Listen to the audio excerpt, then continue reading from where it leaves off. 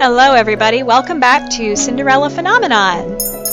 We left off, Prince Rod and Princess Emmeline are apparently seeking shelter, asylum, something at our tavern because Lord Alcaster has finally got his coup that he was trying for. So, Emmeline is about to tell her story. Let us, without further ado, load this up and let her get a talkin'. Emmeline begins her story. In the middle of a family dinner, Alcaster burst in with soldiers and seized her, Rod, and Ophelia in front of the king. Sir Alcaster said if the king didn't hand over his crown, he would kill us. We had no idea a coup would be staged. The three of them... Oh, okay, she's not talking anymore. This is my internal monologue. Derp! The three of them were taken down into the prison cells, with Ophelia taken to a separate cell. Sir Fitzgerald helped us escape, but only just barely. Fritz, are you openly disobeying your father? I hope that he's safe. Alcaster wanted to kill the king. I'm sure that he still will. But he has no reason to. The king has already handed over his crown. Yeah, but now he said that he has a terminal illness, and who knows when terminal is gonna terminate. I speak before even realizing. Everyone stares at me, including Rod and Emmeline. Alcaster's a foul man. I only think he usurped the throne now without violence because he wants less resistance from the people. He never spoke up to my father before. Did you just say father? Dots. It's a long story, Em. Emmeline looks between Rod and I, her expression confused. You know each other? We do. Emmeline looks like she wants to say something, but remains silent. Our mother is still inside the palace. We need you to save her somehow. And Sir Fitzgerald. What happened to Fritz? We don't know. He helped us escape, but we were spotted at the last minute. He told us to run ahead and leave him behind. We didn't see him again after that, and we couldn't just wait, so Rod brought me here. Right now, we need to piece together this situation as quickly as we can, and then we need to figure out a way to save the king. I knew Alcaster was up to something, but I never thought it would escalate into this. Jurian, what do you know about this? They were stripped of their titles because they disobeyed Sir Alcaster, which is what she literally just said, and I talked over her little text box. It's because we overheard Alcaster plotting something and tried to tell the king of his plot. We gave him a warning, but the king didn't believe us, not with Alcaster and Mithros whispering in his ears. The king didn't think Alcaster was capable. We're going to say capable of such a betrayal. He thought we were trying to turn him against Alcaster for our own gain. You two are the most innocent kids in the world. How could... Okay. And so Alcaster stripped us of our titles and banished us from the palace. Lady Parfait found us, and while we were happy to help out at the tavern, we also intended to eventually do something about the mess in the palace. So Alcaster has been planning to do this all this time?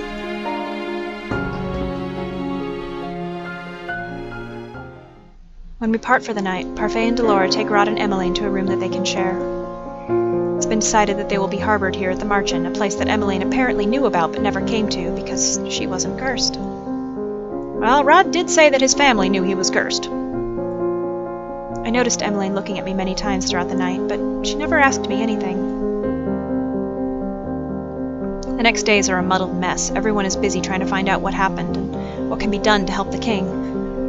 I'm sweeping the tavern half-heartedly one day, my thoughts on everything but my chores. Everyone's been trying to do something to help out the last few days. Though I've gone on quite a few trips into town with Claude to search for information, I haven't been able to find much. I feel so useless. I'm finally on my break, so I decide to go to the reception room to rest. When I step inside, I notice Emmeline sitting on the couch. She waves me over as soon as she sees me. She hasn't really openly spoken to me since she's been here. Parfait and Delora have been trying to hide her so as not to cause a ruckus. Rumors are dangerous now. You're Sophie, right? Yes. Rod told me about your curse. He said that you're the king's blood daughter. I'm really sorry. I'm shocked by Emmeline's sudden outburst. What? I didn't mean to, but I took your place. How could I forget my own sister? We're not blood related. That doesn't matter. I would love you regardless. My art. Emmeline was always trying to take me out and do things with me back when I was still in the palace. Yeah, she wants to just be your sister. I distanced myself from her because I thought the king loved her more than he loved me. I still think that maybe he does. We weren't close. I barely spoke to you, or to Rod. Didn't he tell you that? He did. But perhaps now we can turn over a new leaf. Emmeline is as stubborn as always. Yeah, but she's sweet stubborn. I have more things to worry about than being her friend. Sophie? I have to go. I walk off before the conversation can continue. Dots. If I hadn't been cursed and remained in the palace, would Sir Alcaster have taken me hostage too?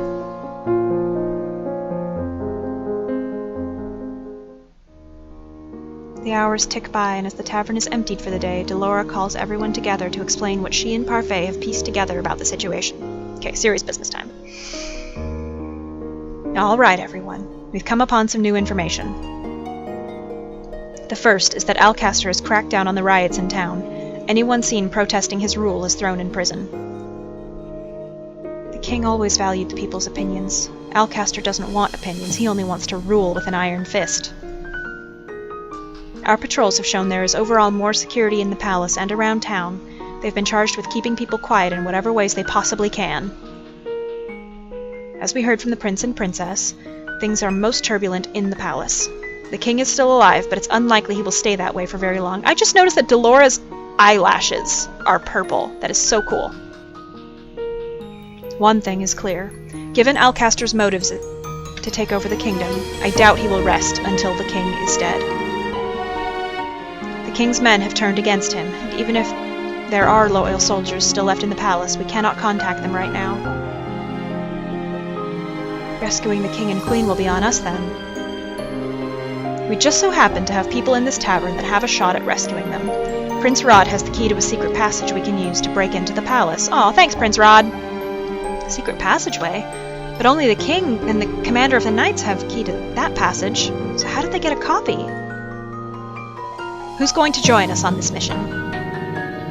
Jurian and Garland both volunteer immediately, followed shortly by Claude and Waltz.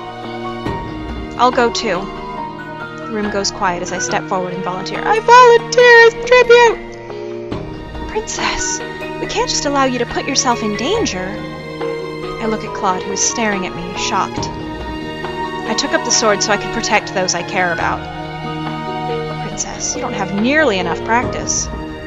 But I can still help. I still have time to learn. I agree with Parfait, Princess. The palace isn't the place for you to try out your newfound sword skills. Then you may as well chain me up because I refuse to stay here while you all go save the king. Princess? Well, she has been practicing with the rest of us. Don't encourage her, Jurian. It's not like any of us can stop her anyway. You're right. The princess is quite stubborn. Stubborn. Claude agrees with Jurian, but I can tell he does not like the idea of me going along with them. Well, yeah. If only we had time to get reinforcements from Karma's country. Yeah, if only. But it's far, far away. Karma's country? Brugantia. Such a fun name. How is it possible that a Brugantian citizen can simply ask for reinforcements? Oh, is it going to come out to one and all that... Dots. Karma is the crown prince of Brugantia. Oh, well, here we go. There is some shuffling in the room as everyone turns to gawk at Claude, Rumpel, Annis, Rod, and Emmeline, all look shocked by this revelation. Meanwhile, Sophie's just sitting there like... You're the lost prince? lost prince. Sounds like such a tragedy, doesn't it? Annis suddenly looks distressed as she fiddles with her thumbs. All this time and I never knew. I'm so sorry, Your Highness. There's no need for formalities, Annis. But I am the lost prince after all. I keep my lineage a secret because right now I'm just a normal commoner. But you're the prince! Couldn't you still ask for reinforcements? Even if I did ask for reinforcements, I'm pretty sure they would never come in time. Besides, I can't go back to my kingdom yet. He cannot go back while he's still cursed. Sophie, when's your birthday? The conversation continues in a more solemn tone. Eventually, we start speaking of our plan to enter the palace. When the details are finalized, I repeat everything to myself to make certain that I know what is meant to happen. Waltz will lead us to the palace.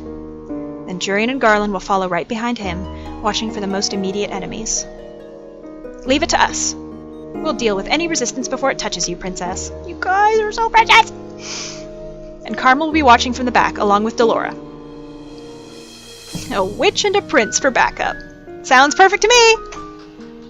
Delora smiles wryly. Claude rolls his shoulders. I'd like to think of us more as the closing act. Though if all goes according to plan, we'll have no need for either the opening or closing act. It's a small task force, which is better. The smaller the better. The last thing we want is to be noticed. We decide to meet again over the course of the next week to finalize our plan and carefully survey the situation in town before departing. Claude has taken to training me, Jurian, and Garland at the same time. Just the other day he had us all attack him together. Even though I'm nowhere near as good as a trained knight, I still managed to hit him once. I feel like things are coming to some sort of conclusion, and yet I still haven't done 3 good deeds. Today we finalized our plans of getting into the palace. We've mapped out where the king and Ophelia must be in the prisons, where the guards might be positioned, and how we plan on sneaking in. I sit down on my bed. I'm about to lay down when I hear something. Ah, hello. Hello, love. Ah! My, you're red. Were you thinking about me? No, I was thinking about the plan. I guess I kind of deserve him just barging in on me. I noticed he has one hand on his chest tonight, but then he's been doing that more often lately. I notice it during practices and sometimes when I catch his eyes. Is he sick? Darling? I shake myself at the sound of Claude's voice. What if I was changing? You could have knocked. Oh, really? Well, you didn't seem to have a problem when you walked in on me changing without announcing yourself. That's different. No, it's literally not. He strolls inside and steps closer to me. He smiles at me mischievously. Oh? How so? Dots. Cat got your tongue? Claude shakes his head, his smile softening. I really didn't mean to come in to disturb you. I just have something important that I needed to say to you. Claude kneels in front of me and furrows his eyebrows. Oh, okay. Yeah, they look so furrowed. I want to insist you reconsider going to the palace with us. As Parfait and Delora have said many times, it will be dangerous. Yeah? Nothing you say is going to change my mind. I want to do what I can to help everyone. Yes, and that terrifies me. Duh. Terrifies you? Your stubbornness leads you to putting your neck out there for someone. I would never forgive myself for your injuries. If you want to help me, stay here. You'll be safe. I'm not some damsel that needs to be protected. I mean, from what I've seen so far, you kinda are, but the sword stuff does help, so. Sophie, all I want is for you to stay safe, so that when we save your father, you can face him with a smile. I won't be able to face my father unless I'm one of the people to save him. Stubborn as always. I sigh, irritation welling up in my stomach at the look on Claude's face. He's calling me stubborn. He's being stubborn about this. You guys are a match made in, I don't know if it's heaven or hell, but you're certainly a match. You said I've improved with my sword fighting. You have. You've improved so much because of your resilience and drive, and because you're genuinely interested. It's because I have a good teacher. Ho-ho! Your compliment is gentle music to my ears. Your compliments mean a lot to me, Sophie. My eyes fixate on his soft smile and at the gentle crinkles at his eyes. Our eyes lock, and for a few moments I'm aware of a slight energy between us. I glance away hurriedly, not entirely sure what would happen if I kept staring at him. My heart beats unsteadily in my chest. Earlier today I comforted your sister when she started crying about the things that have happened in the palace. Emmeline? Why would he comfort her? Because he's a nice person! I saw her crying downstairs in the reception room earlier today, without anyone there. She's a rather sweet girl. I keep thinking the two of you are completely different. You're both strong-willed and stubborn, but she wears her emotions on her sleeve, while you keep it all inside of you. I'm not hiding anything, if that's what you're implying. Mother always told me crying was weak. Claude stands up and leans forward. Before I know it, I'm in his arms. Duh! Sophie, I'm always here for you. I feel flustered again and my mind feels foggy. I can barely comprehend what's in my mind. Or in my heart. My options are, I'm sorry and thank you.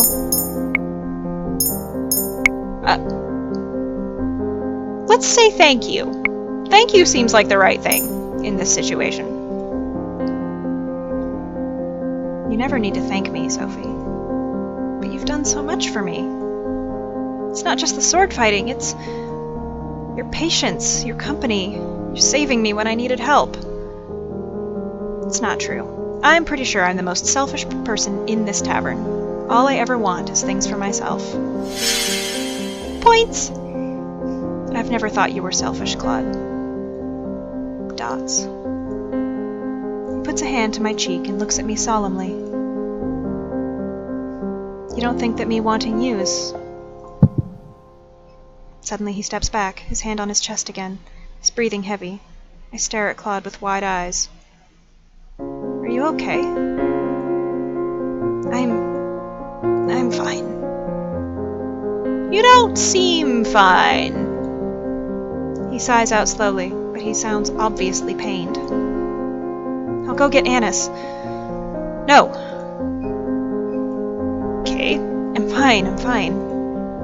I swear it, it's just a spell of dizziness. But you... He manages a small, tight-lipped smile before he straightens and shakes his head. His hands are visibly shaking. I must be tired. But Claude... Don't tell anyone about this, okay? I don't want them to worry.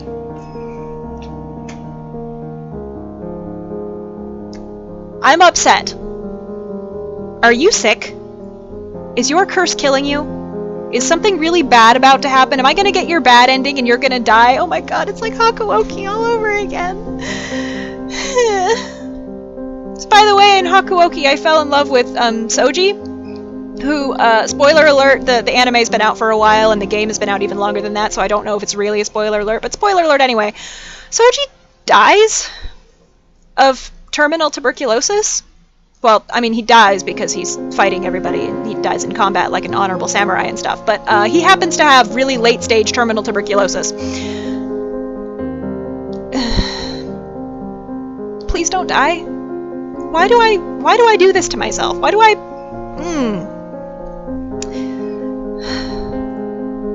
Why is he always so stubborn? He's obviously in pain. I clench my hands into fists as I frown at him.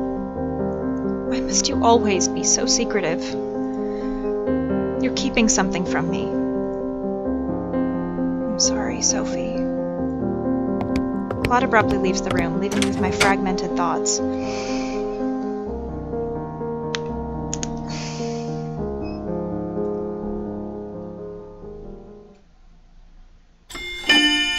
Chapter 9. The Rescue. Today I will land another hit on you, Karma. If you can, darling. I welcome the challenge. Princess, your side is open. Duh. I bring my sword up closer to my side as Garland strikes me. Tonight is the first night I get to use a real sword as opposed to a practice sword. Yeah, they're heavier. The sound of metal clashing echoes into the night. Is this what a real battle feels like? No, it feels worse. We've been practicing under skirmish conditions for the last few days. Since tomorrow is the day we enact our plan, we're doing some last-minute practice. And this is the first time you're fighting with a real sword? Oh my gosh. Remember, fighting back-to-back is better than doing it alone. Claude dodges Jurian's sword as he speaks, but I notice that he seems to be taking special care not to look in my direction. He's been fine for the last few days, but I'm not sure when his pain will return. If only he would tell me what was wrong with him.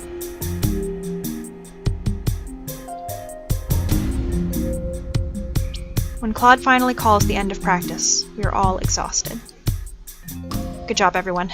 You'll all be fine tomorrow. Garland turns to face me, a soft expression on his face. And if it comes down to it, Jurian and I will protect you. Garland looks over his shoulder at Claude. Both of you. That's our job as knights. I'm quite capable of protecting myself, but I do appreciate the offer. I appreciate Garland and Jurian so much! It's late. We should all get some rest. The two knights excuse themselves, leaving me with Claude. Sophie, you should go to bed. You should come with me. I mean... Dots. Princess? I have a feeling I won't sleep much tonight anyway. Be that as it may, you should still try. I'm about to retire for the night as well. Dots. Save it.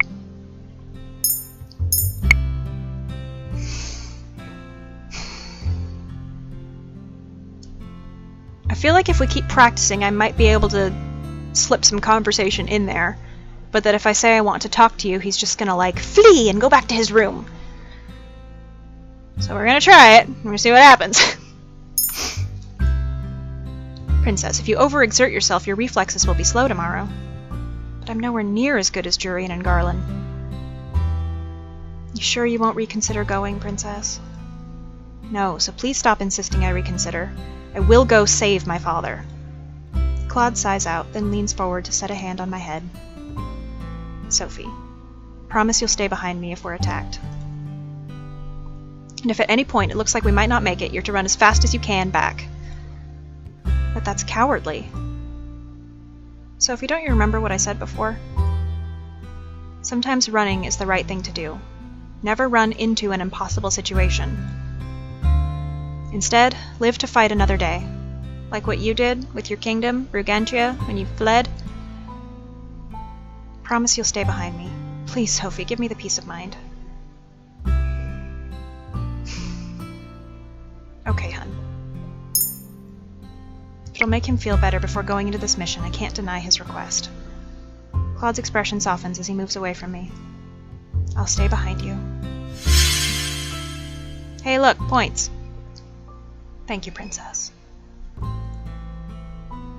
If I had chosen the I want to talk to you option, would I have potentially landed 2 little sets of fancy points? I guess we might as well find out. I mean, you know, can't possibly hurt anything. About what? Claude takes a step back as I stare as his hand absently moves to his chest. Oh, are you really okay? I've been perfectly fine this past week. He's lying. He's obviously in pain. Why do you have to keep your pain a secret? Ugh. Why won't you talk to me? Oh, hey, Nito. I've told you before that some things are better kept a secret, Princess. But why? Claude sighs out, then leans forward to set a hand on my head. Promise you'll stay behind me if we get attacked. Yep. Yep. Let's get back to the live to fight another day. Yep. Promise me you'll stay behind. I will promise that, my friend. I'll stay behind you. 2 sets of fancy points! Yay! Thank you, Princess. Now will you tell me? Let's attempt sleep in preparation for tomorrow. Okay. When this is all over, I'll pry Claude's secrets out of him. Hi, hun. Tonight is the night. Everyone is just about ready to go. I can't get this feeling of foreboding off my chest. Ooh, tonight is the night. Okay, we should save and stop here. And I know it's just a couple minutes early, but I feel like this is a good point because, you know, we're about to go on a rescue. This is important. So save it. And thank you everybody so much for joining me and watching, and I will see you all in the next one. Bye!